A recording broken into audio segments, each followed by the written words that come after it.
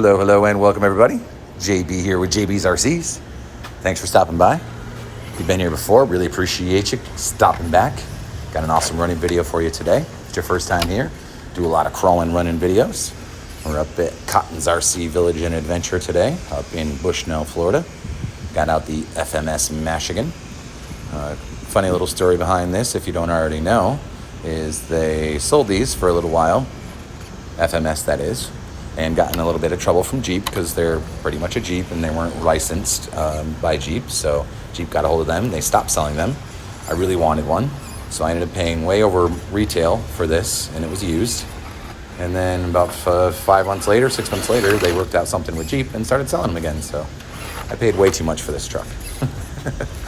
A few little upgrades done to it to make it as phenomenal as it is. As you can see, it's quite good. If you guys have actually driven one of these before, they are really more of a trail truck, but I got it set up pretty sweet right now for some rock crawling. What we did is, of course, we took off some top and back weight, so the whole top came off, the hard top. We took off that spare tire in the back, and I took off the doors.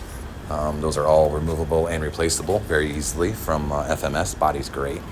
Hood opens as well. Got to do a little tweak into that to get it to stay closed if it bounces too much. Same with that rear tailgate opens, but you have to secure that as well because it will pop open with too many bumps. Also rolling from rock crawling and stuff, not very good. I've already broke the roll bars off of where they attach to the windshield there. But we did add the Hubwing 1080 ESC to smooth things out a bit because it was a little jumpy. Tightened up that slipper clutch so we weren't slipping anymore because with the weight this thing has, it was slipping all the time. Still running stock servo, which is quite noisy, but works just fine. Then we added some full metal oil-filled 75 millimeter shocks on there with some shock risers to drop it way down. In doing so, it did lengthen it as well a little bit, so it's got about 2 more millimeter length on the wheelbase now. So I think it's something in the 393 range, 394 range. I know it's quite, so yeah, you see the hood popped open right there. I also have a working winch that I added to the front of this and some 1.9 metal beadlock wheels with some real small, either 419 or 393 size. Those are Duratrex Class 1 pivots. Great tires on there. And then we're running the stock RX-TX and a 3S lipo, so a little bit more extra juice. But great little truck, cool little headlights there, like the yellowish color. It kind of makes you think about an older style. Of course, it's the older CJ.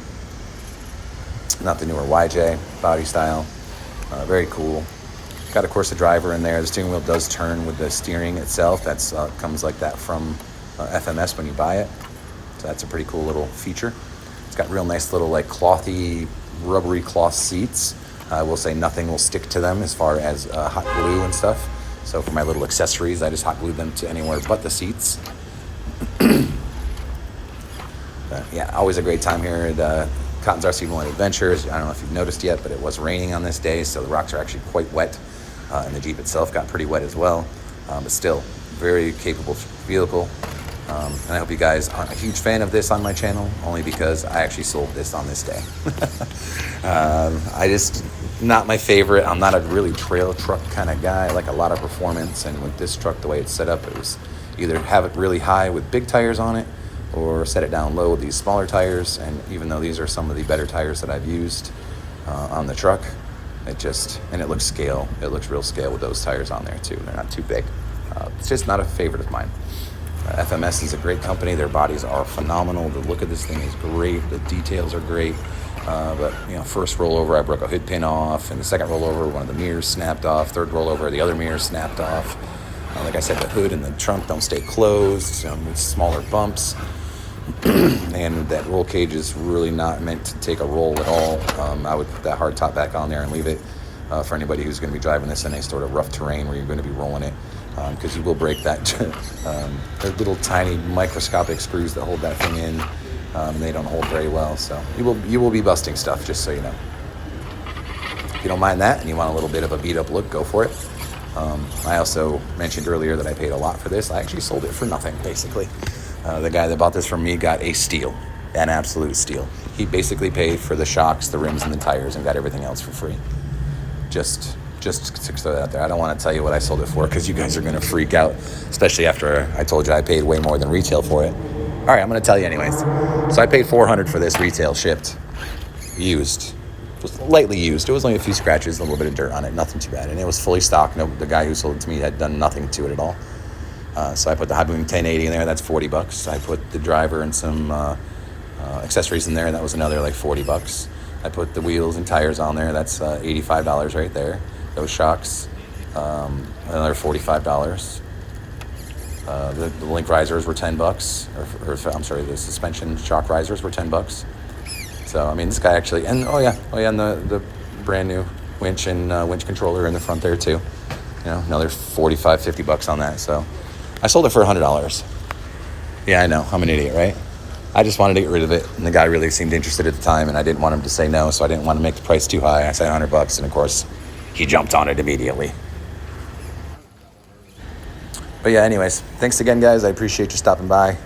Please go ahead and like, comment, subscribe, smash that notification button if you haven't already. Always appreciate the support.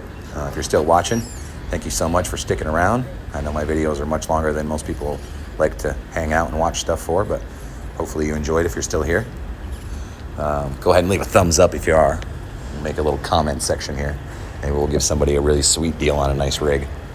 If anybody's looking for some more rigs, anything you've seen on my channel you're interested in, especially if you're in the Tampa, Florida area, give me a shout.